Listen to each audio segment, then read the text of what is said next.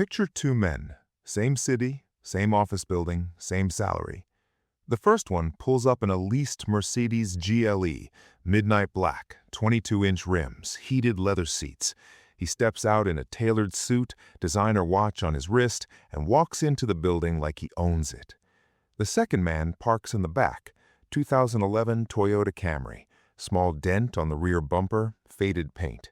He's wearing clean but plain clothes, nothing remarkable, nothing that would make you look twice. Now, if someone walked up to you right now and said, one of these men has $1.4 million sitting in investment accounts, and the other one is 3 missed paychecks away from financial collapse, which one would you pick? Most people would pick the Mercedes guy without hesitating, and most people would be completely wrong. Because here's what nobody tells you. In America, the people who look rich are usually the ones drowning, and the people who actually have money, real, generational, quiet money, look like they're on their way to a hardware store. Today, I'm going to prove that to you with cold math, real psychology, and case studies of people who quietly built fortunes while everyone around them was busy performing wealth they didn't have. My name is Mark, and this channel is about forensic finance. We don't do motivational quotes here. We do numbers. We do math. And today, the math is going to make you rethink every financial decision you've made in the last 5 years. If you're ready, let's get into it. Let's start with something I call the visibility tax. Most people have never heard of it, but every single one of them is paying it. Here's how it works. The moment you start signaling wealth, the moment the BMW is in your driveway and the designer bag is on your shoulder, the world starts extracting that wealth from you. Not in one big, obvious way, in 100 small, invisible ways that add up to something devastating. Your mechanic sees the Mercedes and adds $400 to the repair quote before you even sit down. Your insurance company looks at your address, your car, your lifestyle signals, and builds a premium that reflects what they think you're worth, not what you actually need. Your friends, your colleagues, your extended family, they start expecting you to pick the tabs, to give bigger gifts, to volunteer for the expensive vacation because you're doing well, right? And then there are the things you don't even notice. A study from security researchers showed that people who visibly signal wealth are dramatically more likely to be targeted by scammers, fraud, and what experts call whaling attacks, sophisticated financial crimes that specifically target people who advertise their liquidity through their possessions. You aren't treating yourself to a nice car. You are painting a bullseye on your back and handing the world a set of darts. But here's the part that really matters, the part that keeps most working people trapped for their entire careers. When you look rich, you hand your employer a leash. Think about what I'm saying here. If you are walking into that office every morning carrying an $1,100 car payment, a mortgage that eats 40% of your take-home, 3 credit cards sitting near their limits, and a lifestyle that requires every single paycheck to arrive on time, what leverage do you actually have? Can you say no to the 7 p.m. Friday meeting? Can you push back on the project you disagree with? Can you walk into your boss's office and negotiate with real confidence, knowing that if they say no, you have options? No, you can't, because you need that paycheck more than they need you. And somewhere in the back of both of your minds, you both know it. Economists call this the golden handcuff effect. You earn enough to look successful, but your spending has grown to match your income so perfectly that you have zero room to move. You're not building wealth, you're running in place on an expensive treadmill and calling it success. Your boss looks at that Mercedes in the parking lot and feels relief, not respect, relief, because they know you're locked in. They know you need this job. They know you're not going anywhere. That car didn't signal success. It signed a contract on your behalf that said, I am compliant, I am dependent, I am not going anywhere. And the system loves a person like that. Now, let me show you what this actually costs in real numbers, because feelings are easy to dismiss. Math is harder to argue with. Let's take 2 people, call them Jake and Marcus, both 28 years old, both earning $90,000 a year, both starting from the same place. Jake does what society tells him to do. He leases a $58,000 SUV. Between the monthly payment, the premium insurance required on a leased vehicle, and the premium fuel it demands, Jake is spending $1,150 every single month on transportation. Marcus makes a different choice. He buys a used 2013 Honda Civic for $9,000 cash. His total monthly transportation cost, gas, basic insurance, occasional maintenance, comes out to about $180 a month. That's a difference of $970 a month. Marcus takes that $970 and puts it into a simple S&P 500 index fund every single month without fail. He doesn't watch it obsessively. He doesn't try to time the market. He just lets it sit and compound. Now let's run the math. If Marcus does this from age 28 to age 58, 30 years, at the historical average return of the S&P 500, which has averaged just over 10% annually for the last century, Marcus has $2.1 million. $2.1 million from the car payment he didn't make. Jake, at 58, has a series of cars that are now worth nothing. He has made decades of payments on depreciating assets. He has zero momentum from those dollars. And if he kept the cycle going, one car after another, always chasing the next model, he didn't just spend money, he spent the future version of that money with all its compounding potential. Jake didn't buy a car, he bought 30 extra years of needing a paycheck. Read that again.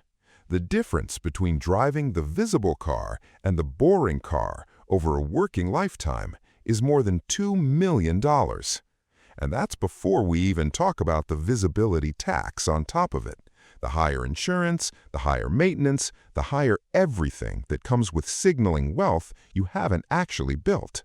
Let me bring in some research here because I want you to know this isn't just theory. Thomas Stanley spent decades studying actual American millionaires for the book The Millionaire Next Door. Not people who looked rich, people who were actually rich, verified net worth of $1 million or more. What he found completely destroyed the image of what wealthy looks like. The median price millionaires paid for their cars was $31,500, not $80,000, not leased, not financed over 84 months. Paid off, often purchased used. Most of them lived in normal houses in ordinary neighborhoods. Most of them wore unremarkable clothes. Most of them had never owned a boat. Most of them did not belong to country clubs. And here's the one that really gets people. 8 out of 10 of these millionaires built their wealth themselves from ordinary incomes without inheritance, without lottery wins, without some massive business exit. They just made boring, consistent, invisible choices over a long period of time. One group looks wealthy, the other group is wealthy. They are rarely the same people. There's a name for the psychology that keeps most people trapped on the wrong side of that divide. Thorstein Veblen was a sociologist writing over 100 years ago. He noticed something that was true then and is absolutely devastating now. People don't buy things for utility, they buy things for signals. He called it conspicuous consumption, buying things not because you need them or even want them in any deep sense, but because of what owning them communicates to the people around you. A $48,000 watch tells time exactly as well as a $48 Casio. The extra $47,952 is not craftsmanship, it's not precision, it's a signal to the tribe. A signal that says, I have resources, I have status, I have arrived, notice me. And here's the part that should sting. The people you're performing for, the colleagues, the neighbors, the strangers in traffic who glance at your car, they're not actually thinking about you. They're too busy running their own performance, too busy worrying about whether you think they're doing well enough. You're spending tens of thousands of dollars on a message that no one is receiving in the way you intend. The quietly wealthy figured this out a long time ago, and when they figured it out, they stopped playing the game entirely. They dress in plain clothes, quality sometimes, but never branded. They drive cars that are clean and reliable and absolutely unremarkable. They live in houses that are comfortable but never ostentatious. And they take the money that everyone else is spending on signals and they let it compound in silence. Now let's talk about something even more powerful, because looking poor isn't just a saving strategy, it's a negotiating strategy. Think about the last time you had to negotiate something important: a car purchase, a contractor quote, a salary conversation, a lease renewal. Your perceived wealth was a factor in every one of those conversations, and it was working against you if you looked like you had money to spare. Walk into a car dealership in a luxury vehicle, and the salesperson has already made a calculation about you. They know you're comfortable with high payments. They know you respond to premium experiences. They know exactly how to frame the conversation to extract maximum money from you. Walk in with worn shoes and a 10-year-old car, and everything changes. Now they're working for the sale. Now you have leverage. Now the dynamic has shifted entirely. The same is true with contractors, service providers, landlords, and yes, employers. When your boss doesn't know what's in your accounts, when your lifestyle doesn't scream financial desperation, when you carry yourself with the quiet confidence of someone who doesn't need this particular deal, you negotiate completely differently. Invisibility is leverage, and it's available to anyone willing to stop performing. There's a man named Ronald Reed that I want you to know about. Ronald Reed spent 25 years as a gas station attendant in Brattleboro, Vermont. Then he spent another 17 years sweeping floors at a J.C. Penney. He drove a second-hand car his entire life. He wore a coat held together with a safety pin. He lived in a modest house and cut his own firewood. When Ronald Reed died in 1914 at the age of 92, his family discovered that he had quietly built a stock portfolio worth $8 million. He left $1.2 million to his local library and nearly $5 million to his local hospital. A gas station attendant, a janitor, $8 million. He didn't look wealthy. He didn't perform wealth. He just never stopped letting his money compound while everyone around him was spending theirs on things that would be worth nothing in 20 years. Ronald Reed is not an anomaly. He's the logical endpoint of the strategy we're talking about today.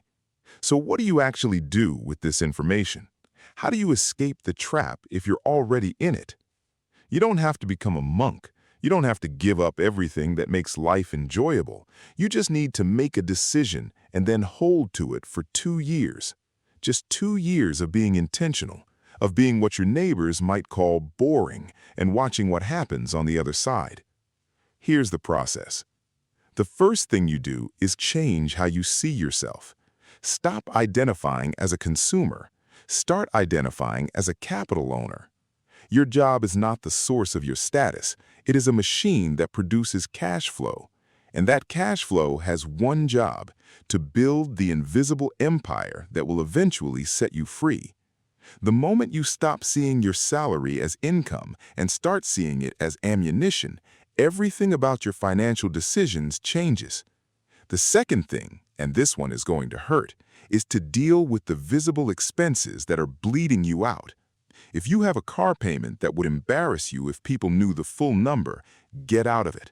Sell the car. Take the hit. Buy something reliable and paid off. A clean Toyota, a Honda with 90,000 miles that's been maintained. Something that gets you from A to B without extracting $1,000 a month from your future.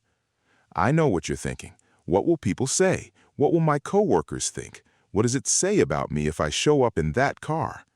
It says you're winning a game they don't even know exists. That's what it says. The ego hit lasts 3 days. On day 4, when you look at your bank account and see it holding steady for the first time in years, the new car smell is replaced by something better: the smell of options. The third thing is the gap strategy. Every raise, every bonus, every dollar that gets freed up from the car you sold, do not let your lifestyle absorb it. This is the critical moment where most people fail.